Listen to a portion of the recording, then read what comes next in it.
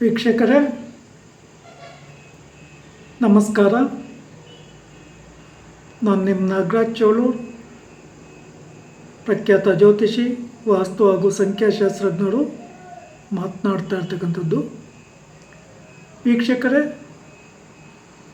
ಇವತ್ತಿನ ಸಂಚಿಕೆಯಲ್ಲಿ ನನ್ನ ಕಸ್ಟಮರ್ ಒಬ್ಬರು ಮಂಗಳೂರಿನವರು ಜೂನ್ ತಿಂಗಳಲ್ಲಿ ನನಗೆ ಕರೆ ಮಾಡಿ ಪ್ರಶ್ನೆ ಕೇಳಿದರು.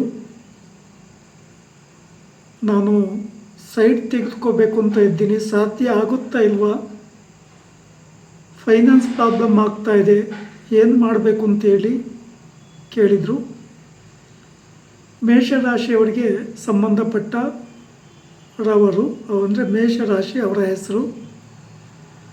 ನಾನು ಪ್ರಶ್ನೆ ಮತ್ತು ಅವರ ರಾಶಿಗೆ ಗುರುಬಲ ಇದ್ದದ್ರಿಂದ ಪ್ರಶ್ನೆಯಲ್ಲೂ ಸಹ ಶುಭವಾಗಿ ಬಂದಿದ್ದರಿಂದ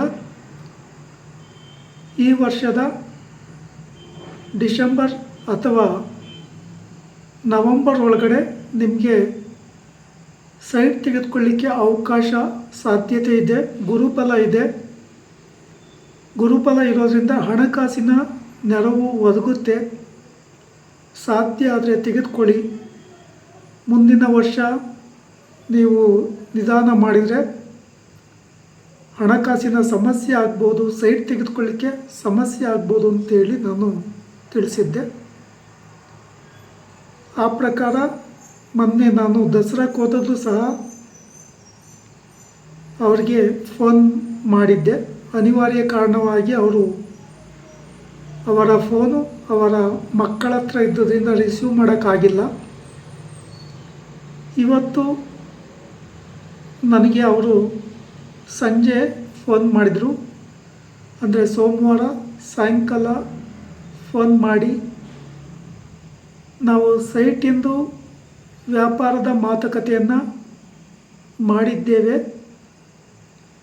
ರಿಜಿಸ್ಟ್ರೇಷನನ್ನು ಯಾವಾಗ ಮಾಡ್ಕೋಬೇಕು, ಮುಂದಿನ ತಿಂಗಳಲ್ಲಿ ಡೇಟು ಕೊಡಿ ಅಂತೇಳಿ ನನಗೆ ಫೋನ್ ಕರೆಯನ್ನು ಮಾಡಿದರು.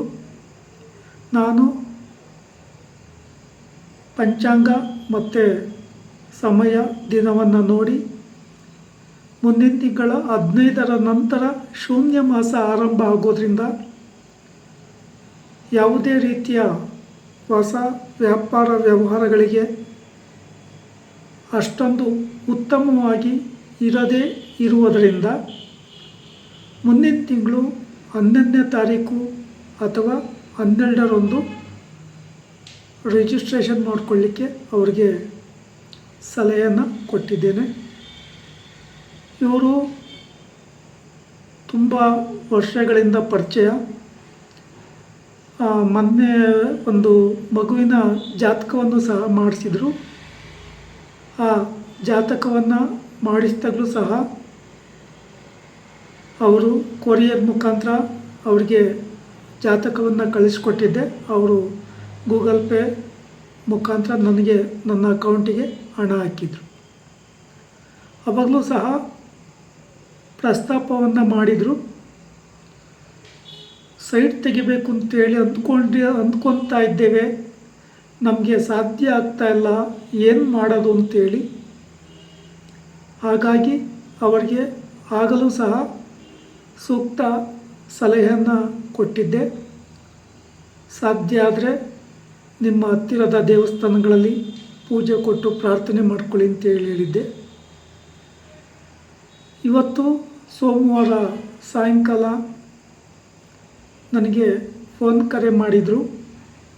ನಾನು ಆ ಸಮಯದಲ್ಲಿ ಸ್ವಲ್ಪ ಬಸ್ಸಲ್ಲಿ ಇದ್ದದ್ರಿಂದ ಅದು ನೋಡಿ ಮುಹೂರ್ತದ ವಿಚಾರ ತಿಳಿಸ್ಬೇಕು, ಒಂದು ಹಾಫ್ ಆನ್ ಅವರ್ ಬಿಟ್ಟು ನಾನು ನಿಮಗೆ ಹೇಳ್ತೀನಿ ಅಂತ ಹೇಳಿದೆ.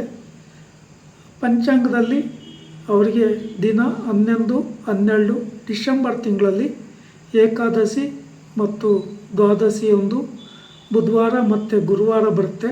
ಆ ದಿನಗಳಲ್ಲಿ ರಿಜಿಸ್ಟ್ರೇಷನ್ ಮಾಡಿಕೊಳ್ಳಿಕ್ಕೆ ತಿಳಿಸಿದ್ದೇನೆ. ಇವರು ಮೊದಲು ಬಾಡಿಗೆ ಮನೆಯಲ್ಲಿದ್ದರು. ಬಾಡಿಗೆ ಮನೆಯಲ್ಲಿದ್ದು ಮತ್ತೆ ಬೇರೆ ಒಂದು ಕಡೆ ಶಿಫ್ಟ್ ಆಗಿ ಅಲ್ಲಿ ಅಂದರೆ ಅಕ್ಕ ತಂಗಿ ಇಬ್ಬರಿದ್ದಾರೆ. ಅಲ್ಲೂ ಒಂದು ಮನೆಯನ್ನು ಮಾಡಿಕೊಂಡ್ರು. ಅವರ ಬ್ರದರ್ ಒಬ್ಬರು ಅಂಗವಿಕಲತೆಯಲ್ಲಿ ಇದ್ದರು. ಅನಿವಾರ್ಯವಾಗಿ ಅವರು ಸಹ ತೀರಿ ಹೋದಂಥ ವಿಚಾರವನ್ನು ಸಹ ನಮಗೆ ತಿಳಿಸಿದರು.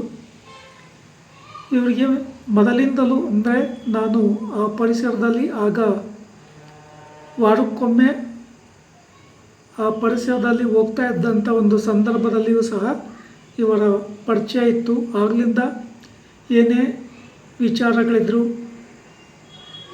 ಏನಾದರೂ ಶುಭ ಕಾರ್ಯಗಳನ್ನು ಮಾಡ್ತಕ್ಕಂಥದ್ದಿದ್ರೂ ಸಹ ನನ್ನಲ್ಲೇ ಮುಹೂರ್ತಕ್ಕೆ ಸಂಬಂಧಪಟ್ಟ ವಿಚಾರ ಅಥವಾ ಬೇರೆ ಇನ್ನಿತರ ವಿಚಾರಗಳನ್ನು, ಜ್ಯೋತಿಷ್ಯಕ್ಕೆ ಸಂಬಂಧಪಟ್ಟ ವಿಚಾರಗಳ ಬಗ್ಗೆ ಚರ್ಚೆ ಮಾಡ್ತಿದ್ರು.